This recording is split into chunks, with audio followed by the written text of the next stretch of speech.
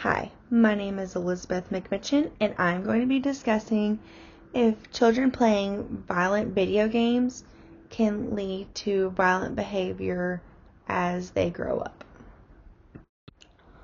What is considered violent?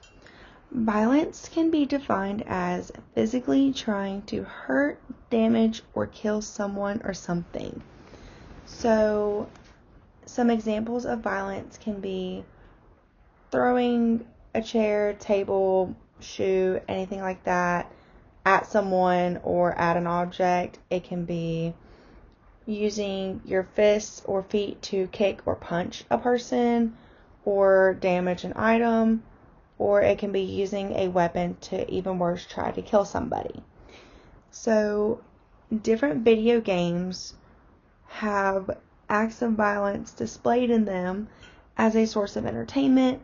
For example, a lot of video games will be used to hit or punch or steal the car or an item to win the game. So the more you kill or hurt somebody, the more points you get.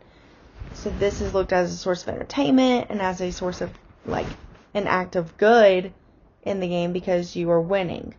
So while these are displayed as good things in the game and fun and entertaining, it can also leave a bad impression on children and might be teaching them that violent behavior in a video game is okay in real life.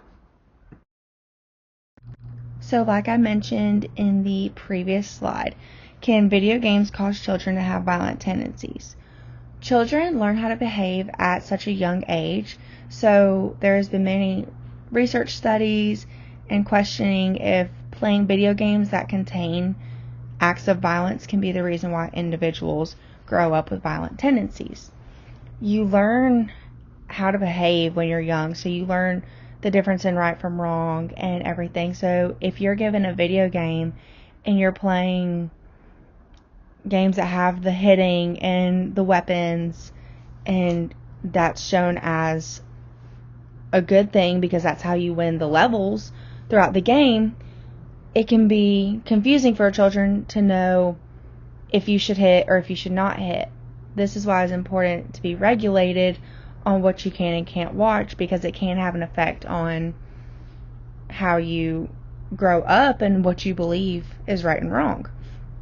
So there is no direct connection between the two, but it has been one of the reasons why some use violence more than others.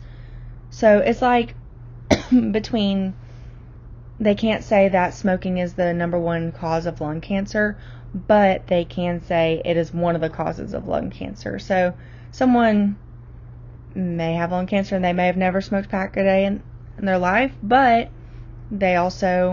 a lot of people who do smoke end up with lung cancer. It's the same thing.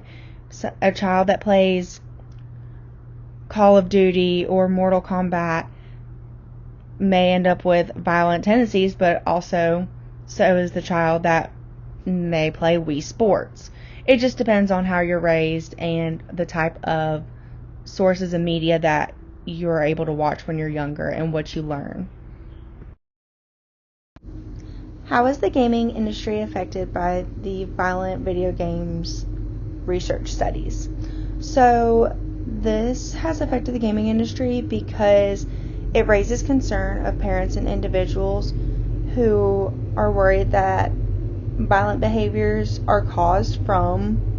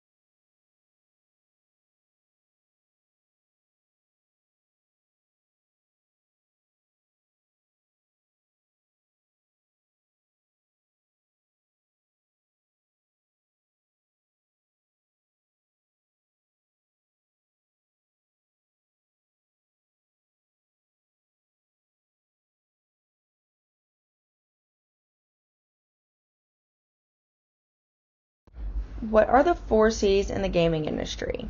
So first, there is content. Content, this would be the idea of the game to the game itself. Then you have conduit, which is how the game is received. This can be how it's purchased. Is it a physical disc? Is it downloaded? All of those things. There will be internet connection needed, and you will need a computer or a PlayStation, Xbox, Wii, etc. All the different gaming consoles or devices, and that is how you can get the game. Then consumption is how the video game is played, and it can be played anywhere as long as there's internet connection, and it can be played with friends or alone. Convergence, this is how all of those things come together for the video game to be played by the consumers.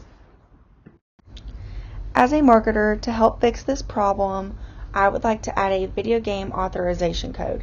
This will allow parents to ensure that their kids are not getting into the video games, because sometimes there's an age gap within your children. So you may have a 6-year-old and you may have a 17-year-old who is of age to play the video game, but they have a younger sibling who can also get into the game. So when the younger sibling is alone and trying to play that game, this authorization code will make sure they cannot get onto the game without the parents' permission or access granted.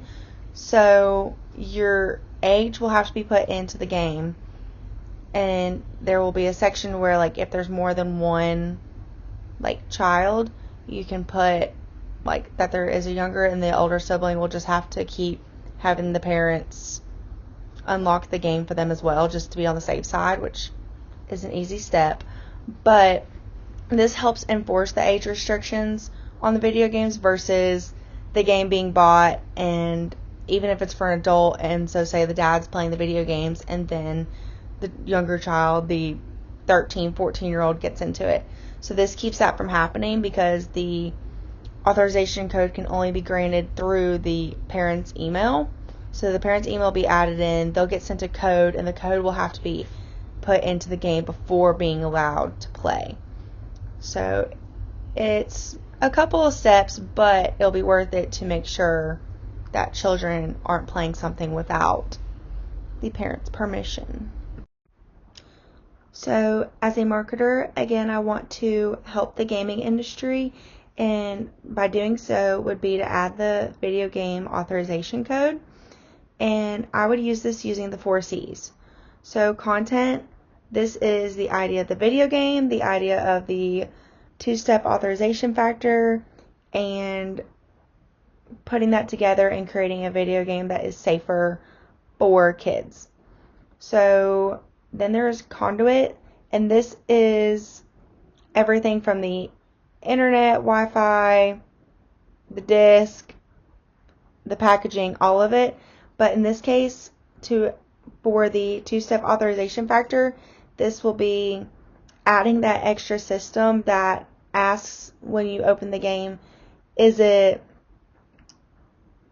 how old are you? Are you of age to play the game?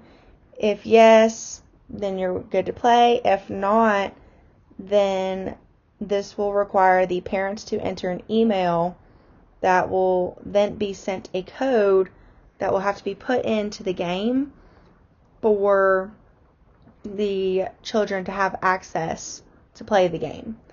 So this will be how it is keeping the children who are not of age to play the game yet away, but allowing those who are to still play. So then, and if parents agree for their children, if they think that they're mature enough to play the game, then that is up to the parents if they want their children to play the game. It just requires the code that is on it. Consumption, the game can still be played from anywhere as long as the adult can grant access to the underage individual. And then lastly, this is a new feature that will be added into the new games that are produced. It will help the next generation stay away from video games that are not intended for them, but that are still